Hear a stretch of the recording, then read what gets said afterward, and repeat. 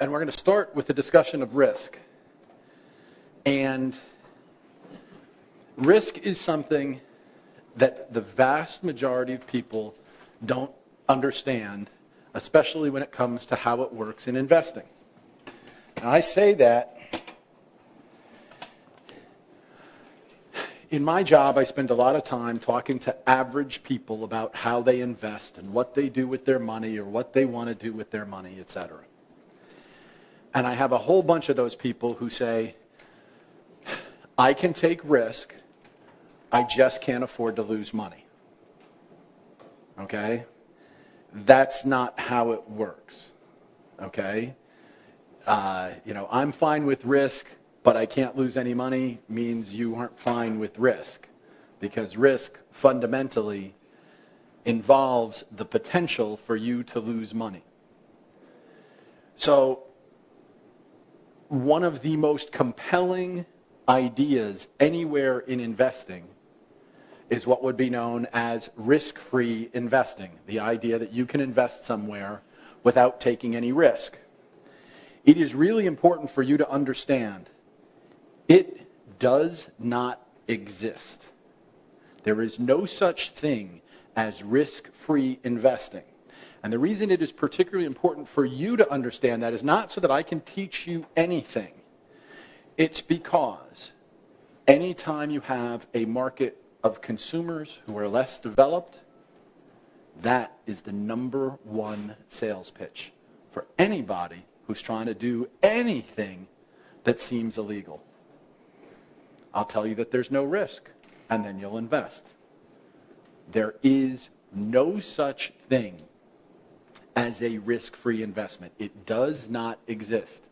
The only question is, what risks are you going to take, and how are you going to take them and balance them? Now, every type of risk that I'm going to talk about here today, I'm not going to get into complicated things like the risk of derivatives blowing up. It happens, but it's a subset of a big characteristic of risk. So we're going to look at risk today in 8 big groups, and then we'll talk about what comes into those groups. Okay? So, functionally, if you have questions, please stop me. Let's try to make sure we understand how you should see that every one of these types of risks is present in the Ukraine. And I would say that some of them are far more present in the Ukraine than they would be for an American investor. Okay?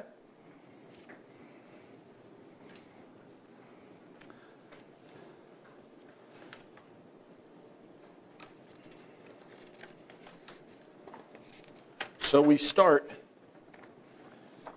with the one that Americans are most concerned about, that you guys are not necessarily as concerned about, and that's market risk. Market risk is also known as principal risk.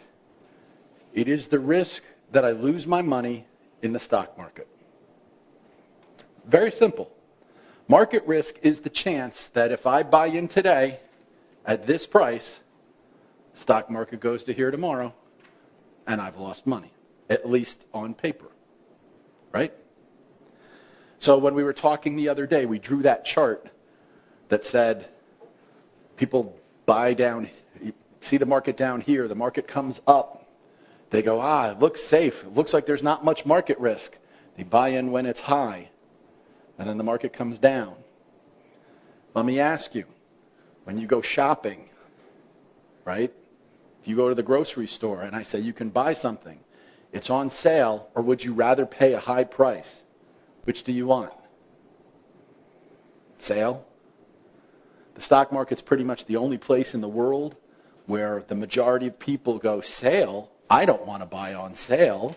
I want to pay full price because that's when I get confident that it's going up. Right? That's a fundamental misunderstanding of how risk works, isn't it? If you think of, rather than buying stocks are shares in a company. So if you know who Warren Buffett is, arguably the most famous investor in America, he says his favorite holding period is forever, right? He wants to buy a company that he can hold forever. And, oh, by the way, he doesn't say I'm buying stocks. He says I'm buying a business. I want a piece of a business. So, for example, I could name a couple of U.S. businesses that I suspect you would feel pretty confident in, like, say, Coca-Cola, which, by the way, I have in my portfolio, right? You all know what Coca-Cola is. It's not going anyplace. It's got a big worldwide presence, all those other sorts of things. So you can evaluate Coca-Cola and say, is it a good time to buy it? Now, I've held Coca-Cola since 1989 because I do believe, like Warren Buffett, that my favorite holding period is forever. Doesn't mean I don't sell things, but I've never had a reason to sell Coke. Now, there are times when I could have sold my Coca-Cola shares that would have been worth more than it is today. Also times when it would have been worth a lot less. Fundamentally, I want to own the business. Here's the thing that's common about when I bought it. In every case, I bought it when, if you did some analysis of the papers, you said, you know what? Coke's on sale. And it's no different than going to your market. If I told you, want to buy some Coca-Cola, you can pay full price, you can get it on sale, sale is better, right? But market risk, very simple. It's the risk that you are going to lose your principal if the market goes down. It's the one thing that people are most scared of. It's the one thing that makes them act the most irrationally. If I know that a stock market's going to have ups and downs, and I know it's going to go through cycles, and I happen to buy, and I believe, let's say that I buy something like Coca-Cola because I think it's on sale, and tomorrow the sale gets better. Well, the sale getting better means I'm losing money, at least on paper. At what point do I get scared and go, no, this company's not as good. I'll sell and I'll take a loss. Market risk, the number one for folks in the United States. Why is it not number one here? None of you invest in the stock market, right? So you have much less market risk for any of you as individuals. But the next one you have a lot of. The next type of risk is what's known as purchasing power risk. Now that's what we call it as a consumer. Remember, I work and write for individuals. What would you call it? You'd call it inflation risk. Here's why. Most of you said the other day that when you have a little bit of extra, you put it in the bank. Bank's paying you 7 to 12%. That's the numbers that you guys were kicking around. Is that correct?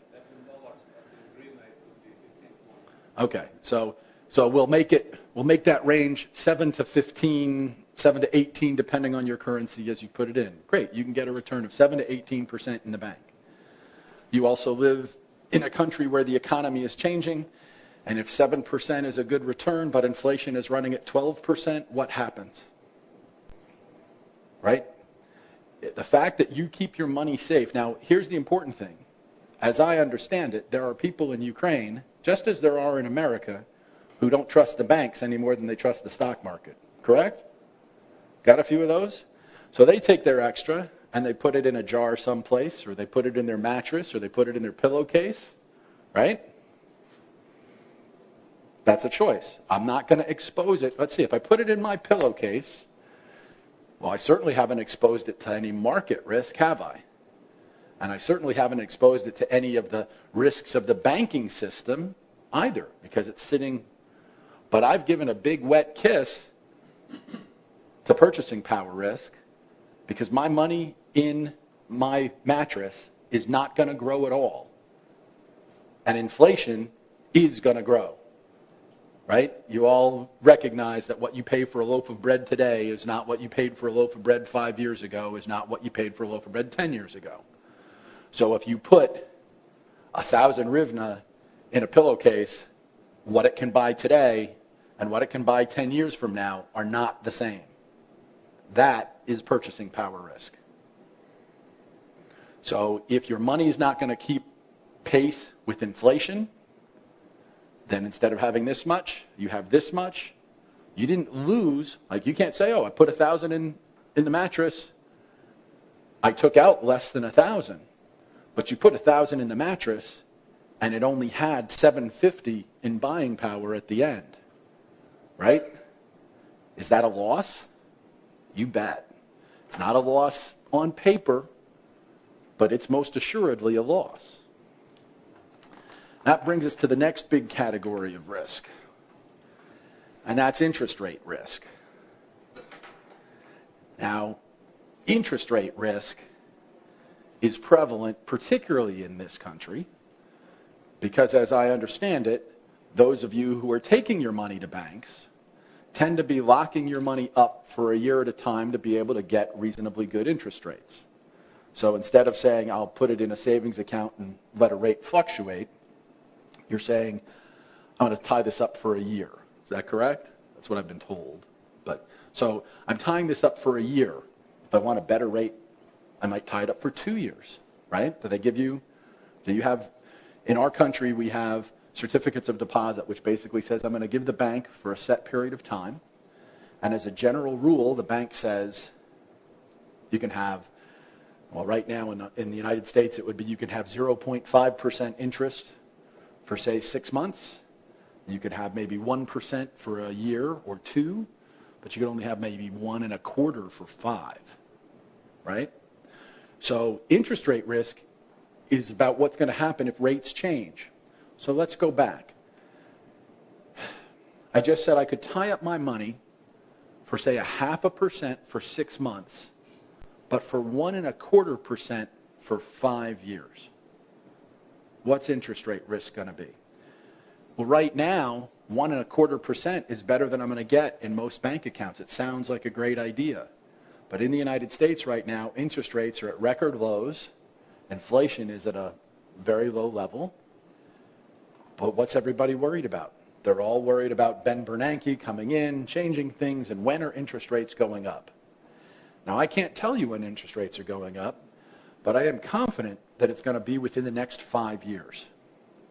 So if interest rates in a country go up, but I'm locked into 1.25% for the next 5 years, well, let's say that 2 years from now, when Ben Bernanke is no longer running the Fed, somebody comes in and interest rates go up. And now, instead of getting 1.25% for 5 years, I could go to a bank and get 2% for 6 months. When I was in high school and I started investing, I could get 10%. So 5 years for 1.25 doesn't seem good compared to that, but that's what the market has given me or taken away from me. So if you think about it from your market, interest rate risk comes up from that side that says, I can extend my maturity, right? How long I'm going to give you the money. I can make that longer to get a bit of a better return. But oh, by the way, if rates change, so right now we've talked about the fact that rates in this country, depending on if it's dollars or hryvnia, are 7 to 15%. Can you remember a time when, if we had to quote that range, it would have been, say, 5 to 12, or a time when it would have been the other way, where it would have been higher, so it would have been 12 to 20? Andre, you're shaking your head yes. So obviously there's been some level of fluctuation in interest rates. Okay, so interest rate risk, it's huge, and it's particularly huge in this market where everybody says, yes, I'm going to take my money and put it in a bank. Okay, that's why you need to understand that. Then we get to something that's less about the markets, and it's more about you.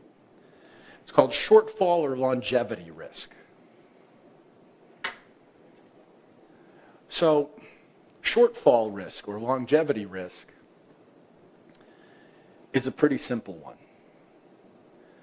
I assume, but correct me if I'm wrong, that none of you want to, say, be a burden to your children when you get old, right? You don't want to go, hey kids, guess what? I'm out of money. You have to take care of me, right? Is that a pretty safe bet? You better hope you're nice to your kids if that's the way you're going, right? Okay. Shortfall on longevity risk is the very real risk that you will outlive your money. Ever seen anybody in this society who you're looking at going, they outlived their money? They're now dependent on, in our country, we have Social Security to help them out. But what are you going to do if you go, hey, I've got all the money I need? Once upon a time, I worked with a friend of mine on a cartoon, right? And What was that? And we wrote one that shows a guy and he's gone to his doctor. And the doctor says, Bill, I'm terribly sorry. You have 6 months left to live. And the line underneath says, Bill finds out that at last he's financially secure for the rest of his life. Right? It's true. Here's the bad news. You only got 6 months to live. But the good news is you will not run out of money. Okay? Well, the truth is, unless you're going to get that diagnosis and know quickly, you have no idea how you're going to live. You have to plan for this because it's, in most societies, it's okay to die broke. It's just not okay to die after you've had to live off of everybody else. And so you have to actually plan for this risk. Again, when we talk about purchasing power risk and everything else, if you're in this country and you don't grow your money sufficiently to keep pace with inflation and other things that are going to affect the next, not 10 years, 20, 30, 40. If you're in your 20s here and you're a man, you've got 40 plus years ahead of you if you're just going to be average in this country. If you're a woman, you've got 45 to 50. You got 50 years of, okay, I'm not necessarily going to have an income that whole time. Am I going to be able to outlive my money? And you do not want to outlive your money. It has to factor into your planning. This is not the market getting you. This is your life, your genetics, your circumstances getting you. The next type of risk is very market-oriented. It is timing risk. Now, most people in the United States who don't engage in market timing have a phrase. They say it's not timing the market, as in I'm going to try to buy in at the best time, and it's time in the market, as in buy stuff, hold it for a long time, and expect the market to go up. Okay? Historically, large cap stocks, the biggest companies in the United States, grow on average 10% a year. They've done that since the 1900s, in spite of the fact that at the end of 2000, the middle of 2000, the internet bubble burst and we saw 3 horrible years. They've done that in spite of the fact that in 2008, we had the financial crisis and we had another couple of horrible years, right? So you're getting this wave that includes the ups and the downs, but the overall trend is up. You want to be able to do it. But there's always timing risk. Remember we did that chart? Where do you want to get in? Something goes up. You're going, oh, it feels good. That's what I want to get in. Well, there's fairly significant timing risk that you might buy at just the wrong time, right? I bought right at the top. Now, people have a tendency to want to bring that to themselves. They want to somehow believe that, oh, I have terrible timing. You know, as soon as I buy a stock, it goes down. Trust me, that's not how it works. As I like to say, the stock market does not know that you bought today. It does not know when your next car payment is due, when your kids are going to college, when you need to cash something out to have a wedding, when you're going to retire. The market does not know. The market does not care. So you have to care about your timing and make sure that your timing is reasonable. If you buy something, the funny thing about timing, and it's again a risk that comes in very much in this country, I suspect that if we got a group of investors here and we were able to say, hey, let's get you to experience the market, if we're able to get some of you to say, okay, even if all I'm doing is writing, I'll take some money, put it in the market as an experiment, and we'll talk about it in a blog someplace. That if you buy tomorrow and your timing is bad and a month from now, you're looking at your account and you're going, wait, I put 1,000 hryvnia in and my stock is now worth 800 hryvnia. I've lost 20% in 3 months. I'm out of here, right? But that may just be sort of timing. You've bought Bank of Ukraine and market conditions in the global marketplace have brought it down a little bit. Long term, you may be just fine. But the more you trade, the more timing risk you have. So timing risk is just the chance that your timing sucks. And it may. Or the other side is, you know, sometimes you get lucky. There's an expression in the United States that you never want to confuse a bull market with brilliance, right? At a time when the economy's going great and everything's going up, And every mutual fund manager goes, look at my track record. My track record is terrific. Look at how much I'm beating the stock market by. They're not beating the stock market because they're so smart. They're just basically riding the wave, and the rising tide is lifting all boats. Yeah. And when the financial crisis hit, the lowering tide lowered all boats, and it's all about timing risk. So we want you to understand timing risk because functionally, if you misunderstand timing risk, you'll buy into something and let timing risk beat you because you'll say, wait, I bought in, it went down 20%, I thought it was going up, and you'll get out before the time allows you to recover. Now, the last three that we're going to talk about in big, broad categories, ironically, for folks in the United States, would probably be the least important. And for folks in Ukraine, they may be the most important. And that will tell you perhaps some of the difference in the market. The first is liquidity risk. Now, in the United States, we would define liquidity risk as basically the ability for me to get my money back. Can I sell? Can I get something back?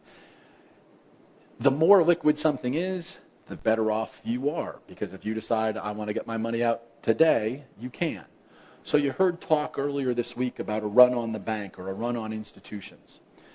And included in that was in 2008, you had money market funds. Money market funds are basically glorified bank accounts. You should always be able to get your money. But in the run of 2008, you couldn't. Now you had liquidity risk. So if you'd put your safest money, because that's what a money market fund is for. Remember I told you that my mother was in the fund that was most affected? So my mother's in the fund that's most affected. If she had needed to get her money out for about 8 days, she couldn't have. For about the next 2 months, she would have had to take a loss of about 8 to 10%. In the end, by the way, she lost about 3%, but as she pointed out, she had made a lot more than that for all the years she had held that fund, so it wasn't a big deal to her, right? But liquidity risk is fundamentally something liquid. Can I sell it? So let's say we've got something, stocks are liquid. My iPhone is not liquid. My iPhone will sell for whatever anybody is. Now, this is an iPhone 4. And I recently bought this. Do you know what it means that I bought an iPhone 4? It means that in America, I'm basically 2 generations behind. So if I want to sell this to somebody, there's a pretty good chance that they wouldn't pay me what I or most people might think this is worth. Why? Because for about the same money, they can now buy one that's better. I'm okay with that, by the way. I'm technologically an idiot, so having the least sophisticated iPhone, I'm good. Trust me, until this, I had a phone that was, I think, from the 1900s. So this is illiquid because, well, I could value it. I know what I paid for it. But if I wanted to sell it to you, you'd look at it and go, okay, well, I could pay that price for that, but I could probably go get an iPhone 5 for, almost the same money. Maybe it would be more worth it. Suddenly, I don't have a market for this. This is not liquid. I can't turn this into cash. Now, if I really need cash, I come to you and I say, okay, well, I really need cash and I really need to sell this. Now I'm going to sell this to you at, half price. Okay, great. So I got money for it, but I got a lot less than I thought it was worth. But that's because that's what I had to do to make it liquid, right? Liquid, having cash. So liquidity risk, it's a huge issue. It's a huge issue here because think about it from other standpoints. When you talk about the risks in your banking system and everything else, well, if there are risks in the banking system, and you folks know that there are, you have the ability to say, am I going to be able to get my cash back, or are we going to wind up having a run on the banks? When you think about bonds from what are called the emerging markets or the frontier nations, which would include Ukraine, if you've got any sort of government risk and everything else, it's, am I going to be able to get my money back? How comfortable am I that I can actually turn what I own on paper into money that I can put in my pocket or my account? That's what liquidity risk is. Now that brings us to political risk. Yeah, I see by the faces you understand political risk. Okay, now political risk is pretty much exactly what it sounds like. How can my government, or potentially other governments, screw around and mess this up for me?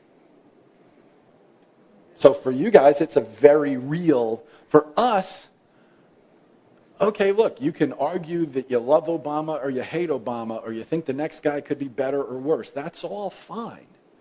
But the underlying truth is that our market system isn't going to be overhauled tomorrow. We've got 200 plus years of history. We've got over 100, depending on how you want to go back, we've got about 150 years of stock market history. It's not going anywhere. So we have much less political risk. Oh yes, we have risk that if tomorrow we changed from a Democratic president to a Republican president, you would have policies that might help the economy grow or that might hurt the economy. And those things on the short-term basis might affect stocks. Obviously, at times when, you got this new policy and this is going to affect, you put in Obamacare, right? I don't know if you know what Obamacare is, but it's President Obama's plan to try to make sure that everybody in the United States has appropriate health care. And who is Obamacare good for? Well, it's pretty good for a lot of healthcare companies that if Obamacare passes, they're going to have a lot of business. And right now they don't have Obamacare, so you could make an argument, hey, if this gets through, good for me, I want to go buy that business now. If Obamacare gets through, great, that company's going to go up because it's going to have a steady stream of business. What a smart decision that would be. But there is political risk in that decision because we've got about half the people in our country who go, Obamacare, what a stupid idea, I don't want to do that, right? So political risk is literally the risk that it doesn't have to be your government necessarily acting. It could be our government acting. I mean, if you think about the Ukraine market, do you guys know how you're seen in our world? Like, you've heard me use the term emerging markets, right? Does that term? Okay. Technically, Ukraine is not an emerging market. It sometimes gets lumped in. Ukraine is a frontier market, which is sort of developed to emerging to frontier. Now, economically speaking, there will come a point as this economy grows and stabilizes and the country itself gets a little older where you will be seen not so much as a frontier market, but as an emerging market. And at some point, Ukraine will wind up seeing itself included in emerging markets, and then you'll have things like, the Vanguard Emerging Markets Index Fund. That fund buys every stock in every index in every emerging market. That's what it does.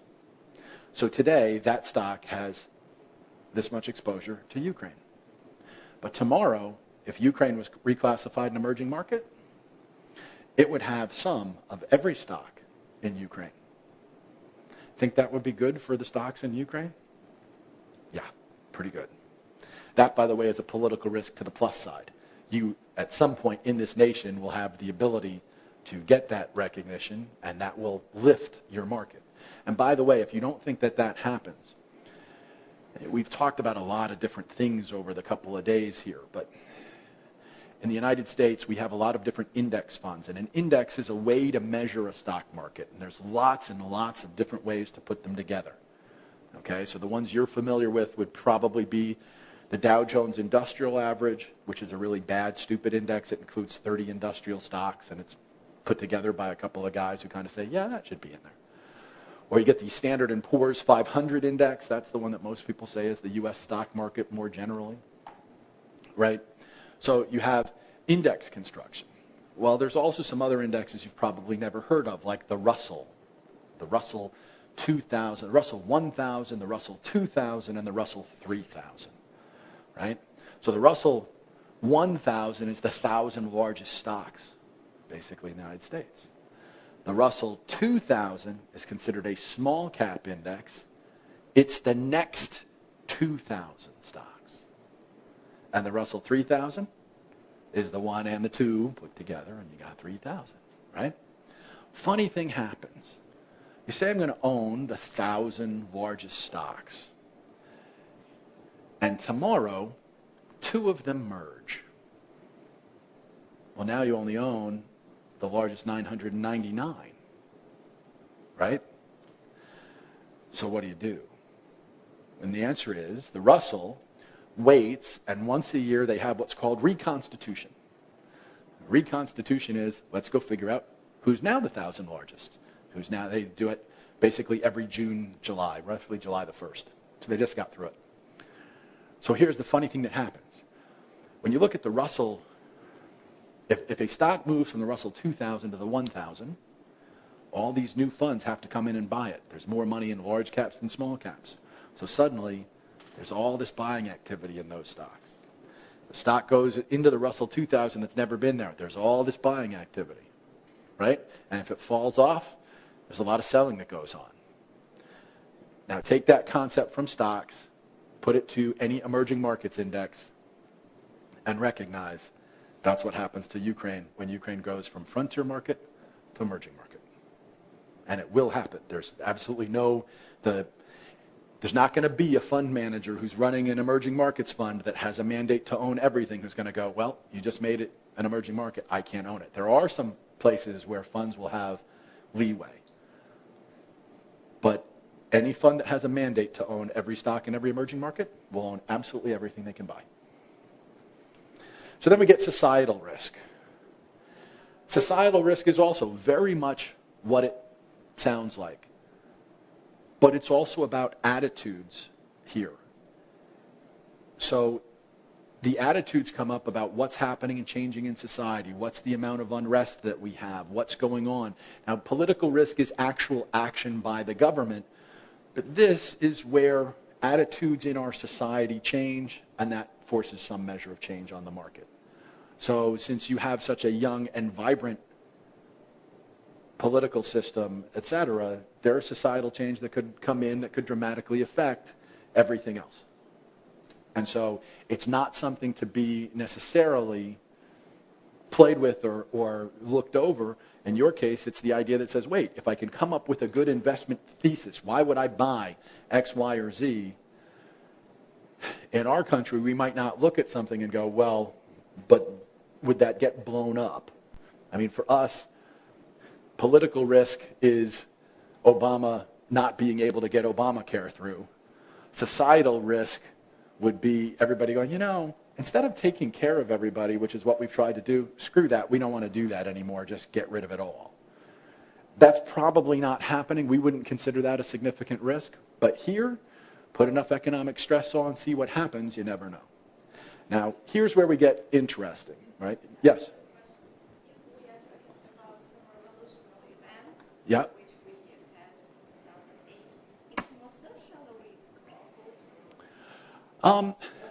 It's a little bit of both. What also comes into societal risk, societal is not just your society, it's the world society. For us in America, the biggest societal risk goes by a completely different word. Anybody know? You know what it is. Think about it. What would scare our markets more than anything? Because it already has. You saw it happen, a few years ago. What? Well, there you go, terrorists. Terrorism right now is a huge societal risk for us. It's a huge societal risk. They bombed the Boston Marathon. Okay? It's my city. I love my town. Trust me, it was a pretty wild day. I had a nephew who was, we thought, right at the finish line all day. He turned out to be on a boat someplace else, but he had tweeted he had been there the day before. And, a variety of things.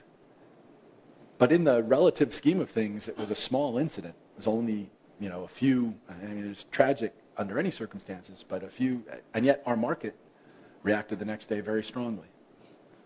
Okay, go back to 9/11 for us in 2001, and our market, which was closed for several days, et cetera, reacted very violently. So societal risk, when you take a look at it, I would say that political unrest falls into both.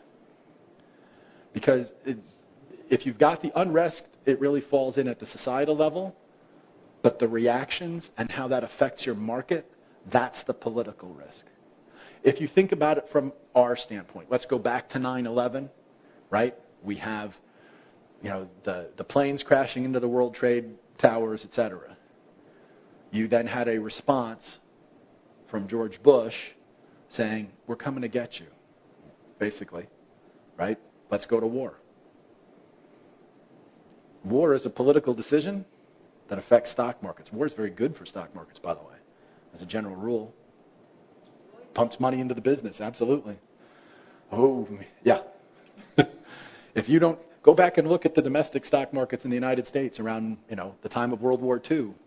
There's a lot of companies that made a lot of money because you're in the business of making things that have to be made. And oh, by the way, you got a government that says this is something we must do, and if we have to run deficits to do it, we'll have deficit spending. Yeah, but you're talking about American. Well, I don't think that European companies, for them, World War II was very... Well, for very different reasons, and I'm talking about the stock market. However, if you take a look at the European markets and you take a look at go back to the Gulf War was very good for the European market.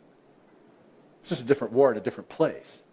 Yes, if you're under attack, there's no such thing as that's a good war for you from a stock market standpoint.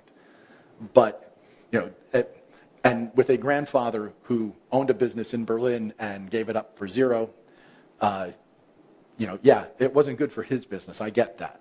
But from a business perspective, wars take economies out of recession. Economically speaking, it happens. It is. There's no question about that. But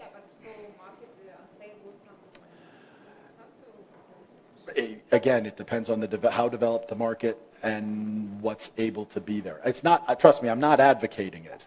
I'm just saying that when you take a look historically at the U.S. market being the oldest in the world, what you find is that there was never more development of the U.S. market than in the period immediately after the Civil War, because you had all the rebuilding that had to be done, right? So that was basically the formation of the U.S. market. It occurred pretty much in the wake of the Civil War. And you had businesses that started being built then because you had a country that needed to be rebuilt from war. Start with that one and go through, and that was our own and everything. So again, you take a look and go, even in a worst of situations, rebuilding and all the things that come with it bring dollars. So now we get to the next important part, which is most people look at risk and see one. And it's one risk and one risk only. And it brings us back to that market or principal risk, right? It's, I don't want to lose money. When you build a portfolio, you're looking at a lot of different components. Now, from what I understand, none of you want to invest in the stock market because you consider your chance of risk to be particularly high. Your chance of losing everything in the Ukraine market is enough that you're scared off and you don't want to invest.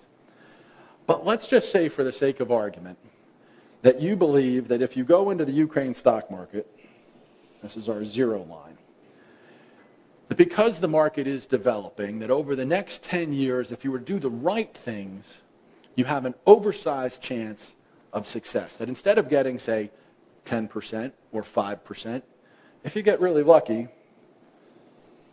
you could get 65%, about 2/3 returns. But, as you well know, your risk, I should do risk in a different color,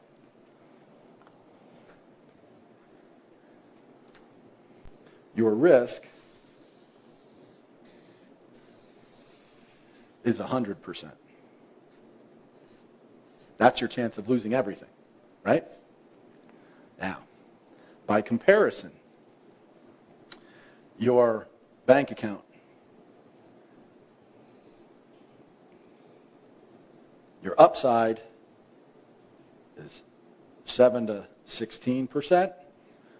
Your downside, well, you've all said you're not 100% sure that you're bank is there or that it's going to be secure. Now, I don't think you think you're going to lose everything, do you? It would be more, they do something, they mess around with the currency, something else happens, right? So your downside, sorry,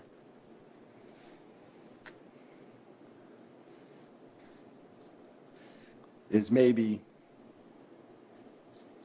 5%. Let's just, and again, I'm just using rough numbers. There are ways to try to calculate this stuff out. So now we say, what else could you invest in? Well, you could invest in Ukraine bonds, let's say, or municipal bonds or Kiev government bonds. And anybody know what any of those things are trading at right now? Okay. Not knowing, I'll tell you that an emerging markets debt fund, so again, we'll lump you in with emerging markets debt, you'd be hoping to get somewhere north of 12% a year with a takeout that could be as high as 30%, but your downside risk is closer to 50. Right? So here's your stocks. Here's your cash. Here's your bonds. Right? Now, a couple of other things. What did we tell you? We told you that you had risk of outliving your money. Well, if you are able to get some more of this, that reduces your longevity risk, right? If you're able to get a slightly higher return. So ultimately, if you don't want to be building a portfolio that is all one type of risk, you take a little bit of each. Now, how much is each? A little bit of each? No, actually, in your case, you guys are taking virtually all of your risk here, right? And none of your risk on the others. And that's fine as long as every morning you can wake up and know I got a good night's sleep, etc. And I wasn't worried that today would be the day that the banking system would have some problems and cost me money. But Andre the other day asked me the question, why does somebody buy something, right? Why would an American want to own the Ukraine market? It's a good question, right? We're going to be talking today about mutual funds that have Ukraine stocks in them. Why would I, as an investor, want to own Ukraine? And the answer is that it's a risk. Yes, it falls in the stock category, but it's not the same risk. It's I'm taking a little bit more political risk for a chance to get a little bit better return. We could do studies, and I should have maybe brought one where we would have asked you questions that said, if I gave you a 100% chance to make 5% and lose no money, or I gave you a 50% chance to make 50% on your money, but you'd lose 10%. You have a 50% chance that you'd lose 10%. What would you take? Okay, it's basic human emotion. We know you want to make $20 million. You need to take some risk. Okay? It's a basic human emotion. So the way you guard against it is that instead of, the human emotion is, I'm scared. Let me put all my money in my pillowcase. We know if it's in your pillowcase, every single type of risk is what it's at. And by the way, let's say that you convert your money. You don't even want to, I don't want to deal with the currency anymore. I'm going to take my extra money. I'm going to convert it to gold.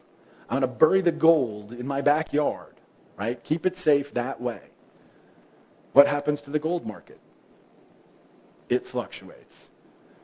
So what do you have? You have all the risk of the gold market, and you have timing risk. Because if you need to cash in your gold when the market is up here, you win. If you need to cash in when the market's down here, you lose. Right? There is no such thing as an investment that only faces one type of risk. And ultimately, the way you want to build portfolios is to mitigate your risks. Decide how many risks you want to take and how you want to take them.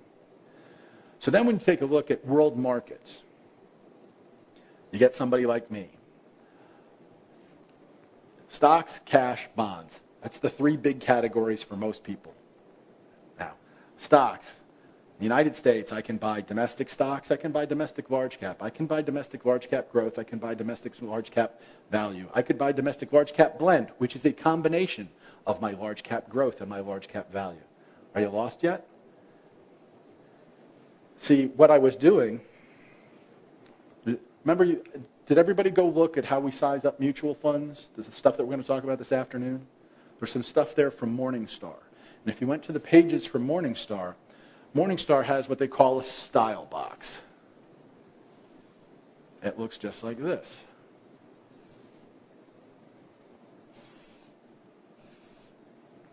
This is large. This is mid-cap. This is small. This is growth. Actually, this is value. This is blend or a mix. And this is growth. Now, growth and value. I'll explain that concept to you pretty quickly. Remember we talked about going in and buying something on sale? If you buy something on sale, you're a value investor. If, on the other hand, you want to see the growth characteristics and you say, hey, I've seen growth and I now think growth can continue from here, I'm not going to get that, I buy in at the top and it goes straight down, then you're a growth investor. Okay? So as you're looking at this, you're saying, I can put together a mutual fund. It buys big name stocks on sale. Goes right there. I want to buy big name stocks that have been running pretty well. That'd be right there. I want one fund where the guy's going to buy a little of each, or he's going to buy a value stock, and when it goes up and it's no longer on sale, he's going to go, yeah, but now it's got some growth. That'd be in the middle. Okay? The basics of this is if I want to build a diversified portfolio, I'm going to want some large cap and probably want one or two styles. I'm going to want some small cap, one or two styles. And oh, by the way, this is the domestic market. And I got something similar for the bond market. And I have something similar for international. Right? So what we're talking about is, how do I build a portfolio? Now look, there are plenty of people in our country who will tell you the optimal portfolio has all this stuff in it. Poppycock. For the average investor, keep it as simple as you can. And that means you want to be able to say, one large cap, maybe two. Something that covers the small and mid. By the way, we have a thing in our country called SMID cap funds. That's what happens when you put small and mid together. It's not actually a word, but it's SMID cap. A large and a SMID, and then I want to go get a bond fund that covers maybe treasury bonds, but then one that covers municipal bonds or some other type, right? Then I want to go internationally. I want to cover the developing countries, but maybe I want to also get, just in case, we've seen what happens in some of the developing nations, I'll take a little bit of emerging markets. I want to have a little bit of emerging markets bond exposure too. And when you piece it all together, you have a portfolio. And what it boils down to is you have a portfolio where you just kept sharing and taking on different kinds of risk. If you run away from risk, you wind up with one type of investment. So for those of you in this country, it's I've got banks, I've got nothing else. Or I've got my money in the mattress, and I've got nothing else. And you are therefore exposed to every other kind of risk, and you are not protected against it at all. The way to accommodate risk is to actually take more risk. Not to get crazy and say, oh, let me throw everything into the stock market. But if you are sitting here and you have a legitimate worry that, oh, by the way, in the banks, I won't reach my goal. I've got longevity risk or purchasing power risk, or I'm worried that maybe the banking system is not secure, then it makes some sense to see whether or not the stock market can do a little bit better for you. Not 50% of my portfolio crazy, but 5%, 10% to see where you get. As you build a portfolio, you then go, okay, here's my political risk. My political risk is making things on the bond side be nervous, but it's creating that business opportunity, and that's making my stock side go up. That's how you're diversified. That's how an economy, how a portfolio winds up working. Everybody understand? A little bit? What kind of questions can I answer for you? Yeah. How many times you spend waiting in the market? Me, personally? Almost none. Almost none.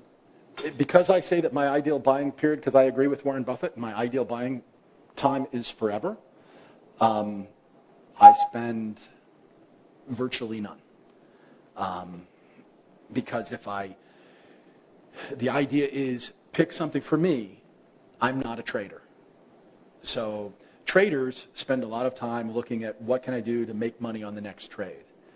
I'm not really interested, aside from the fact that as a journalist in the United States, I am very restricted in what I'm allowed to own. I am allowed to own individual stocks, but according to Dow Jones, which owns MarketWatch, if I buy something, I must hold it for 6 months minimum.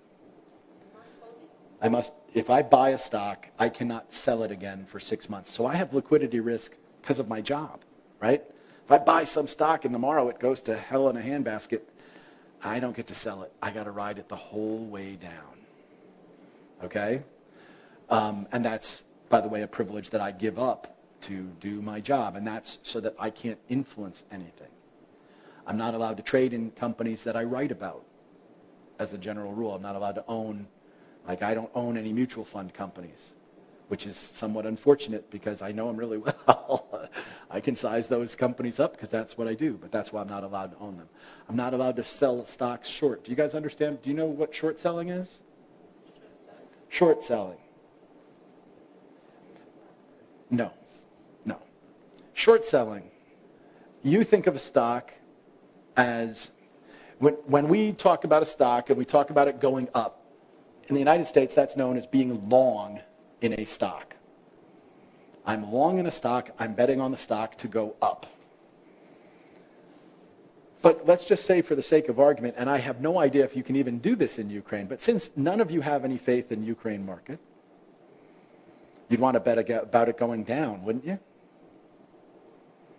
We have a way to invest that allows you to bet that a stock's going down. It's called short selling. Would you like to hear about that? Does that interest you? Okay.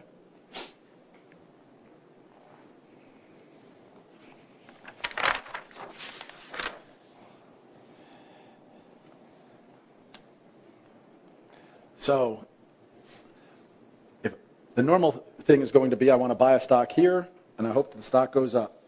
But let's say that the stock does that, right? So, it's about flat.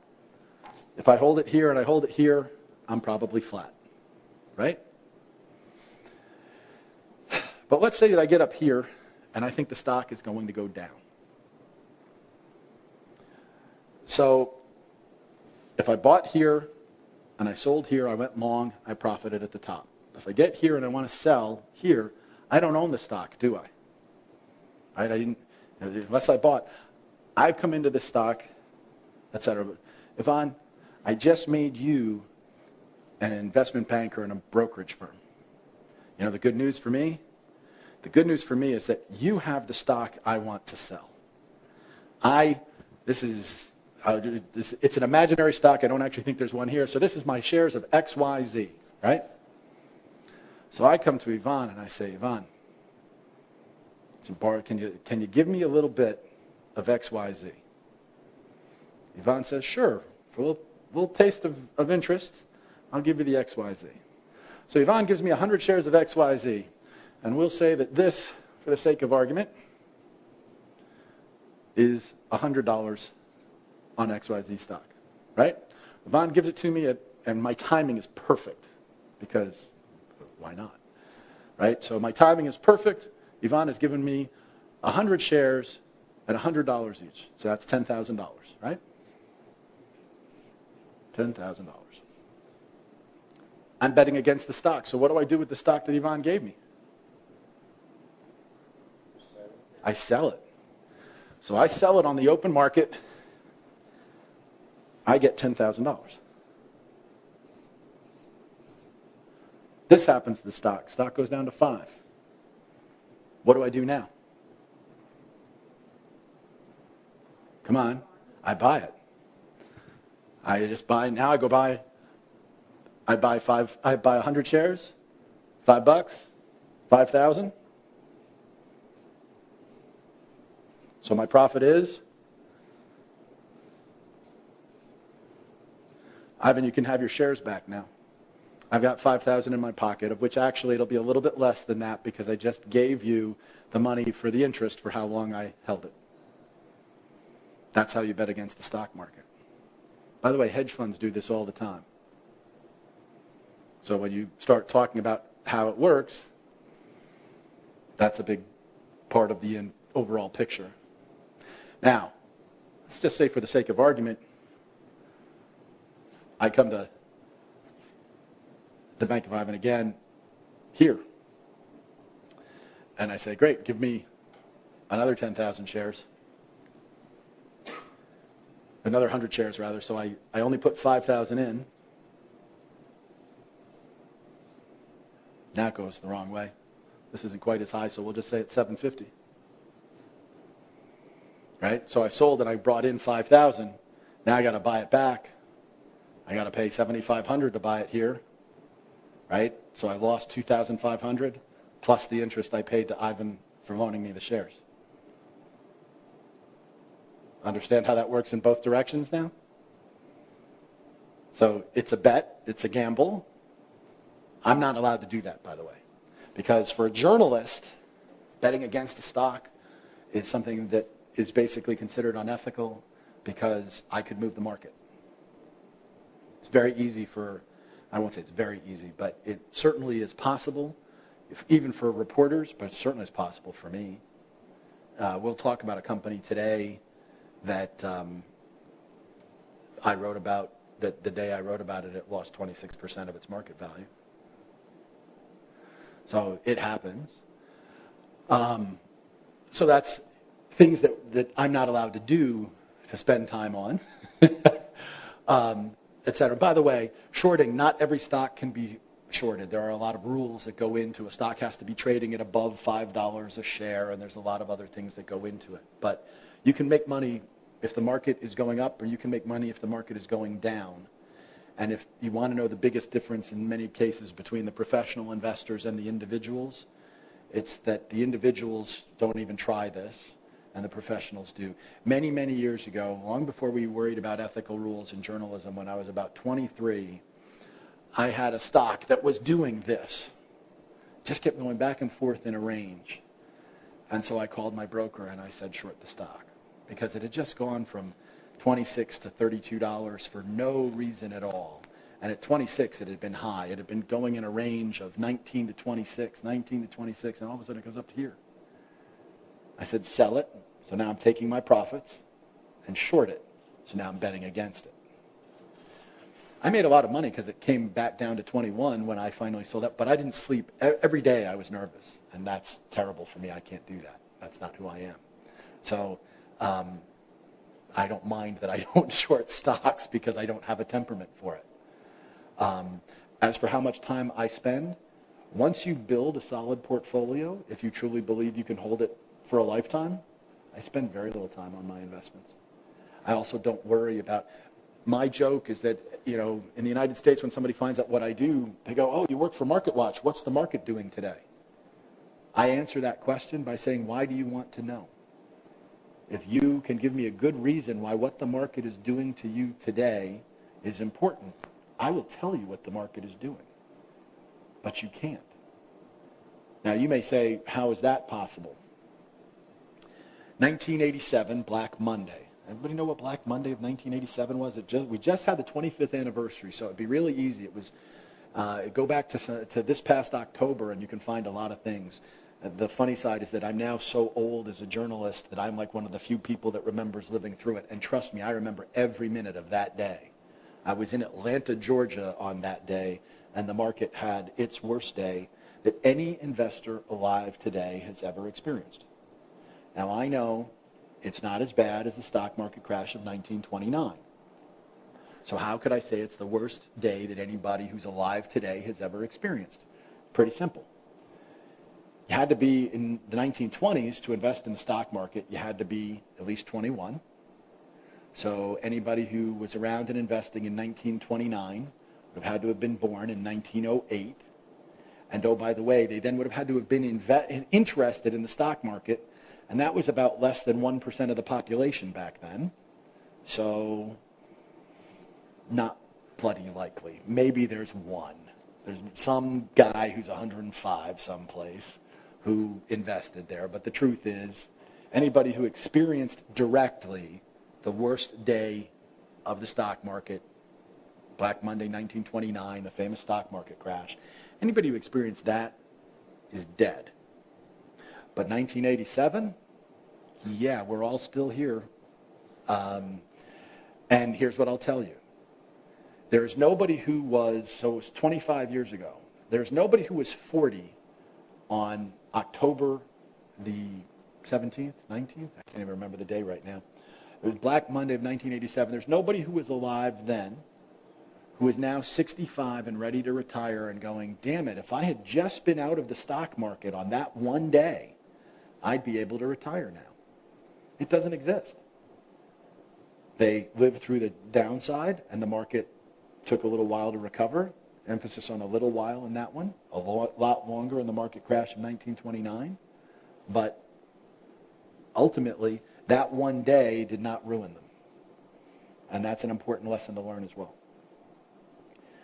It's part of the how do you diversify, what do you protect against, how do you allocate your assets. But once you set down a plan, it's pretty easy. There's very little about most people's asset allocation plan that changes.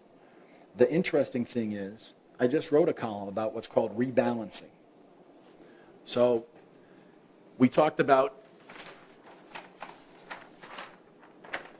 this portfolio. So let's say that you come home from this and you say, I'm ready to invest and I'm going to diversify. Now, I'm only willing to put 5% of my money in stocks. And I'm willing to put 10% of my money into bonds. And 85% I'm keeping here. So I've got a nice, ultra-conservative portfolio for you. Funny thing happens. Stock market takes off. You quadruple your money, 400%. Do you still have 5% of your money in stocks? No, because this wasn't making as much as stocks, and this wasn't making as much as stocks. You are now looking at a, thankfully, much larger portfolio where you have now about 15% of your money in stocks, right? Think of it this way. We'll say that we'll just put everything, you started with 5,000 in stocks, 85,000 in the bank, 10,000 in bonds. So over the course of the next year, this goes to 20,000 because it's quadrupled. This gains 10%, so this is now 93,500. And this, we'll say, gains 5%. So it's only 10,500. So now, at the end of your year, your 100 is now 124. Pretty good, right? Got a 24% return. But this is 20, and 20 out of 124, that's roughly 1/6, right? So that's closer to 12%, 15%, something like that. 15%, right? 1/6 would be, just doing the math quickly in my head. So you're no longer at 5%, 85%, and 10%. You're now at about 15%, and this is now about 9.5%, and this is still, sort of the rest. So what would you do? you would sell, not quite all of that, to get yourself down to where you're back at 5%. So 5% of 124 would be, you'd have another about 6,000 and change. Let's just say we added 25,000, we would have another, 1,000 in there basically. So we're basically saying you'd cut this back, you'd sell 14, and you'd put it into the other things to keep your asset allocation on plan. Once you have a plan, that's what you do for investing, is you just kind of maintain. Let's go back to, unless you look and go, wait, my thesis has changed, right? Now, if you're looking at it going, well, because I made a lot of money, I want to stay in stocks, that's the wrong reason. That's what's known as the gambler's fallacy. Do you know what the gambler's fallacy is? Who's got a coin? Anybody got a coin? Yeah, a coin. Like, beautiful. Give me the biggest one. Okay. So if we were to flip this side would be considered heads, this side would be considered tails, right? So, call it in the air. What do you think it's going to be, heads or tails? Heads. Well, it's tails. Okay, so now we're going to do it again. Ready? Heads or tails? This one's heads. So now you're 50% right. What do you think it's going to be this time? Tails. Tails. So she's doing good. So she's got 2 out of 3. She's showing pretty good. Wait. Let's see if you've got, do you have any skill? Do we think you have any skill? Hold on. What is it now? What is it? Tails. No, you're wrong. So she's got no skill. See, we've done it 4 times. Here's the thing. Let's say that for the sake of argument, I did this 10 times in a row, and 10 times in a row it came up heads. Do you know what human beings think about that? Heads is on a hot streak. Heads is going well. I should bet on heads because it keeps coming up heads. Right? Is heads on a hot streak? What's the chances that heads going to come up next time I throw this? It's 50-50 every time. If you're right, there's no skill involved. If you're wrong, there's no skill involved. The gambler's fallacy is, oh, wait, heads came up 10 times in a row. Now it's got to come up heads again because it's on a hot streak. Or it's got to come up tails because, well, it's had 10 heads in a row. It can't continue forever. Well, you're right. It can't continue forever, and it won't continue forever, but it could continue forever because each one is a 50-50 chance. Got it? Thank you. Okay? And that, by the way, is also part of risk, is you don't want to suddenly say, oh, wow, the market went up, so suddenly the risk profile has changed. I'll let my money ride. You better have something that changes your perspective. Now, let's say that the market went up because Ukraine winds up being named an emerging market and you see all this other sort of activity. Okay, great. If you now feel, I can be comfortable with 10% or 12%, that's fine. And then you expand and change your allocation. But you don't just let your winners run, because if you let your winners run, that's how you wind up going, oh, in the 1990s in the United States, we had what we now refer to as the internet bubble. And everybody assumed that because the market was gaining 20% a year, they were going to keep gaining 20% a year forever. It's kind of like saying heads, let's just keep going on heads. It just doesn't work that way. So they let themselves not capture their winners, not reallocate to their smart allocation, and then they wind up getting hurt, and then they were surprised that it happened. And again, because they didn't understand risk.